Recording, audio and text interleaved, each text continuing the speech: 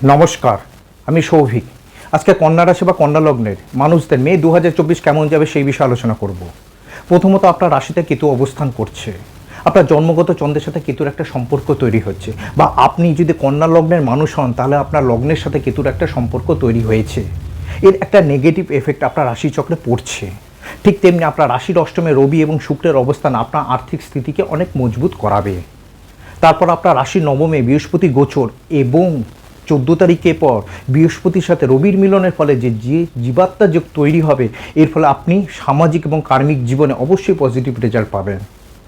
আবার আপনার রাশির সপ্তমে মঙ্গল এবং রাহুর সংযোগের ফলে একটা নেগেটিভ এফেক্ট আপনার জীবনে পড়বে।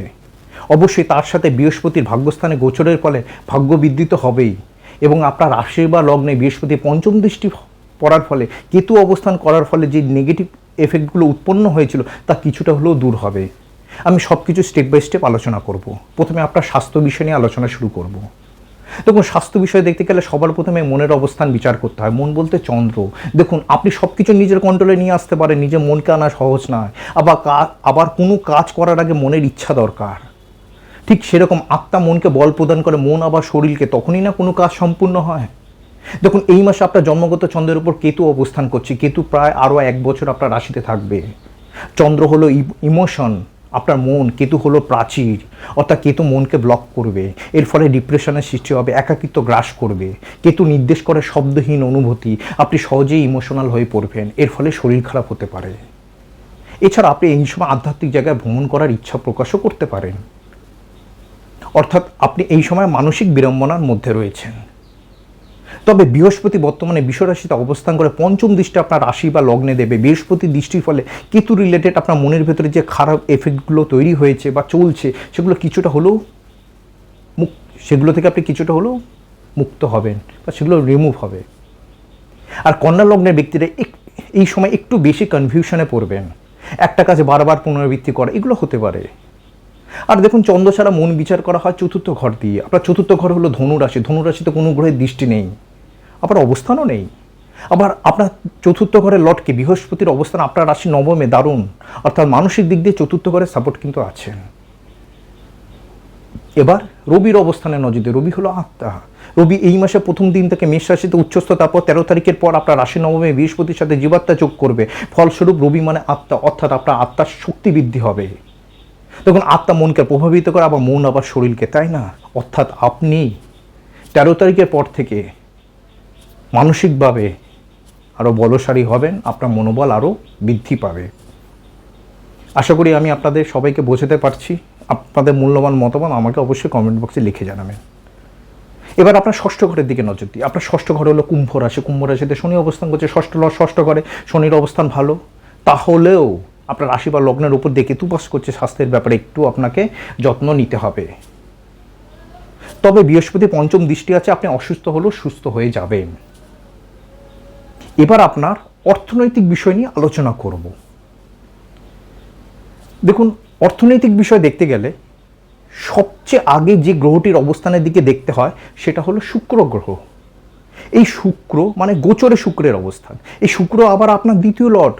মাসের প্রথম 19 দিন আপনার রাশির অষ্টমে মেষ রাশিতে অবস্থান করে নিজের ঘর দ্বিতীয়তে মানে তুলাতে দৃষ্টি দেবে, সপ্তম দৃষ্টি। তুলা আপনার দ্বিতীয় ঘর, দ্বিতীয় লর্ডের দৃষ্টি দ্বিতীয় ঘরে, বেশ ভালো। দেখুন, গোচরে যখন শুক্র আপনার দ্বিতীয় ঘর বা দ্বিতীয় ঘরে আসে বা দ্বিতীয় ঘরের সাথে সম্পর্ক করে, তখন কিন্তু অর্থপ্রাপ্তির প্রবল হয়।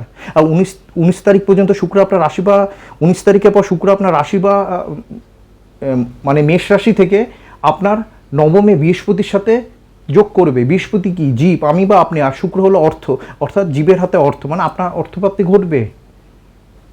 আবার আপনার দ্বিতীয় ঘরে রবির দৃষ্টি আছে। রবি 13 তারিখ পর্যন্ত মেষ রাশিতে অবস্থান করে সপ্তম দৃষ্টি তুলাতে দেবে। রবির দৃষ্টি বলে যারা সরকার সম্পর্কে বা উচ্চ বেসরকারি প্রতিষ্ঠানের সাথে কর্মে যুক্ত, তাদের প্রবল অর্থপ্রাপ্তি হবে। আবার রবি কিন্তু অর্থ সঞ্চয় হতে দেন। অ্যাকচুয়ালি দ্বিতীয় ঘর নির্দেশ করে আপনি সঞ্চয় কতটা করতে পারবেন আর কতটা পরিমাণে আপনার অর্থ রোজগার হবে আর কোন দিক দিয়ে হবে। আবার রবি কিন্তু আবার দ্বাদশ লর্ড। সেই হিসাবে দেখলে যারা বিদেশি সংস্থা বা বিদেশে কর্মরত বা হাসপাতালজনিত কর্ম বা ইনভেস্টমেন্ট সেক্টরে রয়েছেন, তাদের প্রবল অর্থপ্রাপ্তি হবে। আবার রবি মানে কি? Medicine, politics, doctor, doctor, heat sector, solar sector এগুলো নির্দেশ করে। শুক্র হচ্ছে medicine, media, computer, beauty product, রসায়ন এইসব নির্দেশ করে। অর্থাৎ এইসব বিষয়ের সাথে যদি আবার আপনার কর্ম যদি জড়িত থাকে তাহলে কিন্তু প্রবল অর্থপ্রাপ্তি হবে। এরপর 10 তারিখ পর্যন্ত বুধ নিচস্থ হয়ে মেষ রাশিতে অষ্টমে প্রবেশ করবে, বুধেরও সপ্তম দৃষ্টি তুলাতে পড়বে। দেখুন, দ্বিতীয় ঘরে যখন বুধের দৃষ্টি পড়ে না, অর্থের ব্যাপারে যতই সমস্যা আসুক না কেন সব মিটে যায়। অর্থাৎ আপনার দ্বিতীয় ঘর আর্থিক ব্যাপারে আপনার সাথে আছে। এবার আপনার একাদশ ঘর বিষয়ে আলোচনা করবো। আপনার একাদশ ঘর কর্কট রাশি। কর্কট রাশিতে রাহু বাদে অন্য কোনো গ্রহের অবস্থান নেই। অবস্থান মানে দৃষ্টি নেই, আর কোনো গ্রহের তো অবস্থানও নেই। দেখুন, রাহুর দৃষ্টির ফলে একাদশ ঘর কিন্তু ভালো ফল দেয়। আপনার উপার্জন বাড়বে, সোর্স অফ ইনকাম ঠিক থাকবে। অর্থাৎ আপনার আর্থিক বিষয় বিশ্লেষণ করে এটা বোঝা গেল এই মাসে আপনার হাতে অর্থ আসবে। এবার আপনার কর্মজীবন নিয়ে আলোচনা করব। দেখুন, কর্মজীবন দেখতে গেলে যে গ্রহটির ওপর সবচেয়ে বেশি নজর দিতে হবে সেটা হলো শনি গ্রহ। এই শনি বর্তমানে আপনার রাশিচক্রে ষষ্ঠ ঘরে অবস্থান করছে। দেখুন, ষষ্ঠ শনি ভালো ফল দেয়। আপনি সামান্য একটা পঞ্জিকা খুলে দেখুন না কেন, দেখবেন ওখানেও লেখা আছে গোচরে ষষ্ঠে শনি ভালো ফল দেয়। কিন্তু কন্যা রাশি বা কন্যা লগ্নের ক্ষেত্রে কর্মক্ষেত্রে প্রবলেম হচ্ছে। তার কারণ কি? শনি তৃতীয় দৃষ্টি দিয়ে আপনার অষ্টম ঘরকে মেষ রাশিকে অ্যাক্টিভ করে রেখেছে। এর জন্য কর্মক্ষেত্রে বাধা আসছে। দেখুন, এই বাধা 27শে মার্চ 2025 পর্যন্ত থাকবে। একটু কম বেশি এরকম হবে। কিন্তু এই মাসে প্রথম দিন থেকে বৃহস্পতি আপনার রাশি নবমে গোচর করবে। বৃহস্পতি নবমে থেকে আপনার নবম ঘরকে অ্যাক্টিভ করবে। আশা করি আপনি কর্মক্ষেত্রে যেটুকু বাধার সম্মুখীন হচ্ছিলেন তা থেকে আপনি মুক্তি পাবেন। এছাড়া আপনার রাশি বা লগ্নের তৃতীয় ঘরে ডাবল ট্রানজিট চলছে বৃশ্চিক রাশিতে, 1 বছর হবে। এই ব্যাপারে ডাবল ট্রানজিটের ব্যাপারে আমি বৃহস্পতি গোচর নিয়ে যে ভিডিও করবো সেখানে বিস্তারিত করবো। তবে আপনার তৃতীয় ঘর কিন্তু হাইলি অ্যাক্টিভ। তৃতীয় ঘর রিলেটেড ইভেন্ট হবে। তৃতীয় ঘর হলো আপনার ভাই বোন ছাড়াও ছোট ভ্রমণ, আপনার হাত, মিডিয়া, রাইটিং স্কিল এগুলো নির্দেশ করে। ঠিক আছে, এইসব বিষয় কিন্তু ইভেন্ট হতে পারে। এছাড়া আপনার দ্বাদশ ঘর সিংহ রাশি কিন্তু অ্যাক্টিভ আছে। অর্থাৎ যারা বিদেশে আছেন তাদের কিন্তু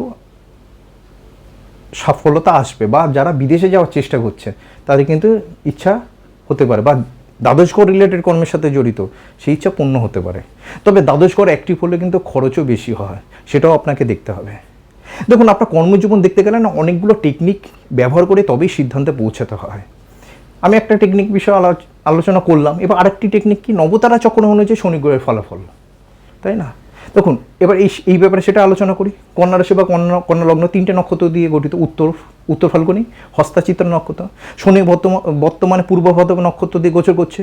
উত্তর ফাল্গুনি যাদের জন্ম নক্ষত্র বা লগ্ন নক্ষত্র তাদের ক্ষেত্রে পূর্ব ভাদ্রপদ নক্ষত্র নবতারা চক্র অনুযায়ী প্রত্যারী তারায় পড়ছে।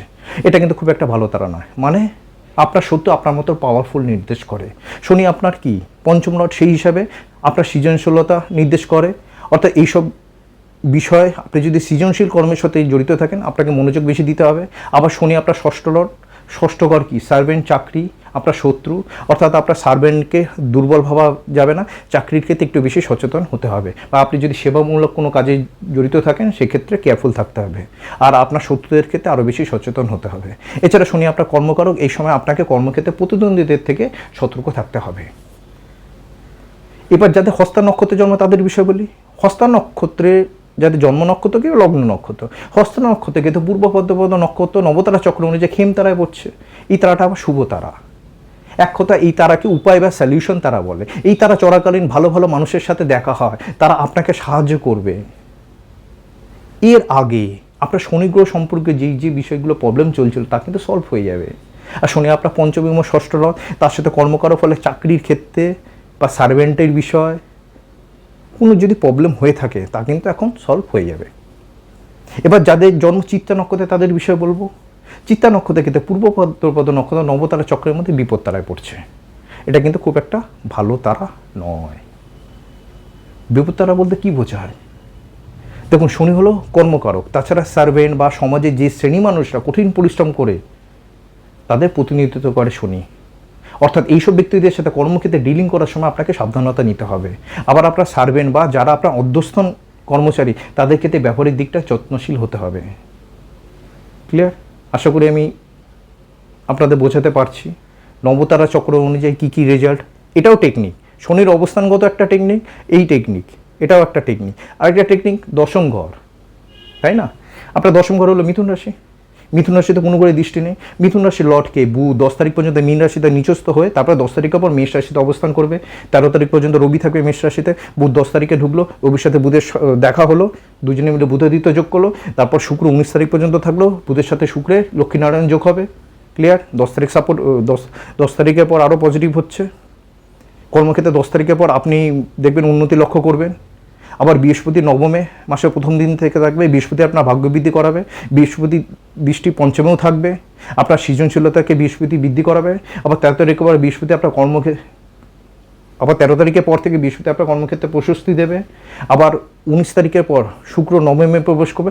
আশা করি 10 তারিখের পর থেকে আপনি কর্মক্ষেত্রে সফলতা পাবেন। দেখুন, এটাও একটা টেকনিক, অনেকগুলো টেকনিক ইউজ করে তবে একটা সিদ্ধান্তে পৌঁছে। তারপরে তো আপনার ব্যক্তিগত জন্মছকে গ্রহের অবস্থান তো আছে, তাই এটা একটা এভারেজ আলোচনা।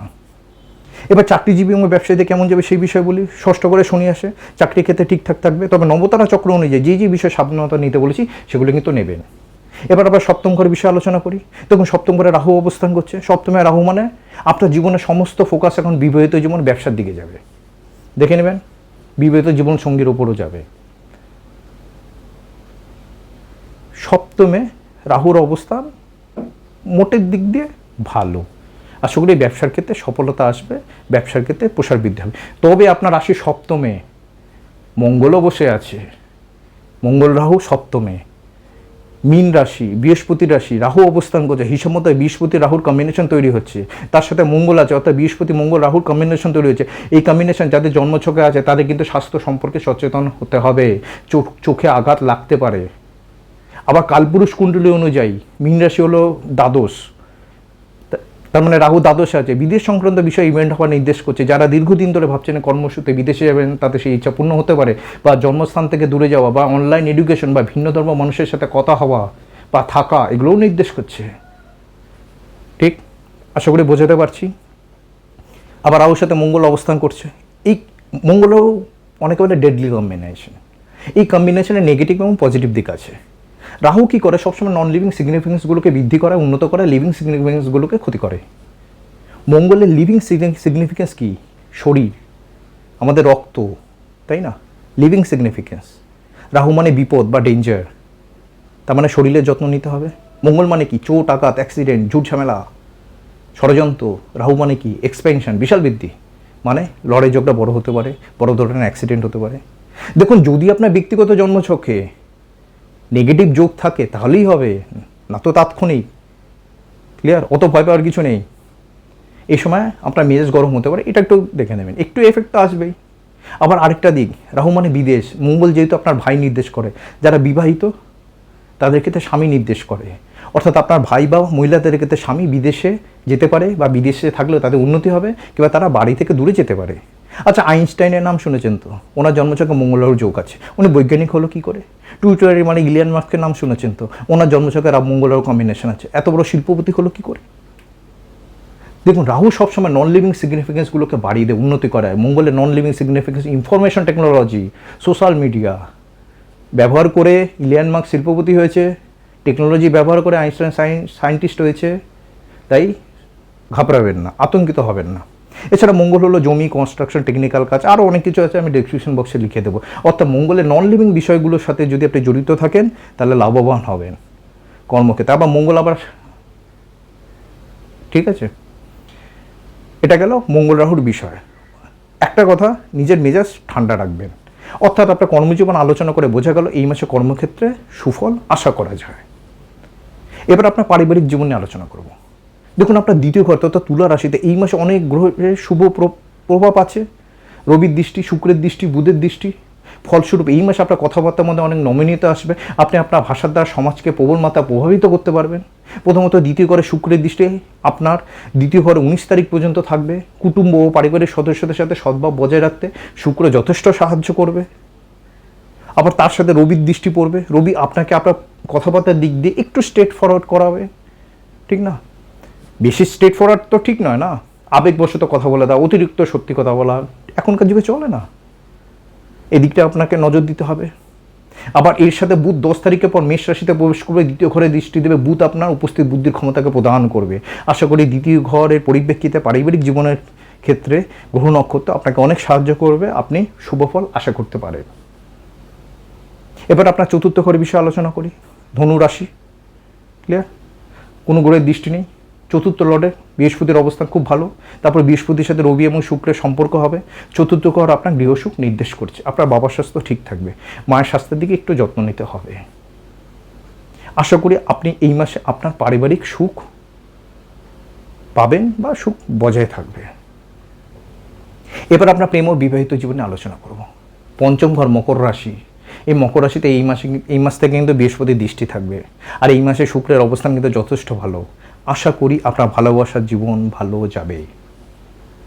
এবার আপনার বিবাহিত জীবনে আলোচনা করো। সপ্তম ঘর মীন রাশি। মীন রাশির লর্ড বৃহস্পতির অবস্থান এই মাসে যথেষ্ট ভালো, কিন্তু মীন রাশিতে মঙ্গল রাহুর অবস্থান করছে। আমি আগেই মঙ্গল রাহু সম্পর্কে আলোচনা করেছি। মেয়েদের ক্ষেত্রে মঙ্গল স্বামী, তাই স্বামীর স্বাস্থ্যের ব্যাপারে যত্ন নিতে হবে। স্বামী যদি ফরেনে থাকে কোনো ব্যাপার না, স্বামী যদি জন্মস্থান থেকে দূরে কাজ করে কোনো ব্যাপার না, একটু খেয়াল রাখবেন, আতঙ্কিত হবেন না। আর মঙ্গলবার একসাথে তো একটু মেজাজটা গরম করে দেয়, একটু খেয়াল রাখতে হবে। তাছাড়া আপনি সমস্ত বিষয়ে শুভফল আশা করতে পারেন। আর যারা নিঃসন্তান দম্পতি তাদের কিন্তু সন্তান প্রাপ্তি হবে। এবার শিক্ষা বিষয় নিয়ে বলবো। দেখুন, গ্র্যাজুয়েশন পর্যন্ত চতুর্থ ঘর আর গ্র্যাজুয়েশনের পর পঞ্চম ঘর দেখা, এই মাসে 2 ঘরের অবস্থান যথেষ্ট ভালো। আশা করি শিক্ষার ক্ষেত্রে ভালো ফলাফল আপনি পাবেন।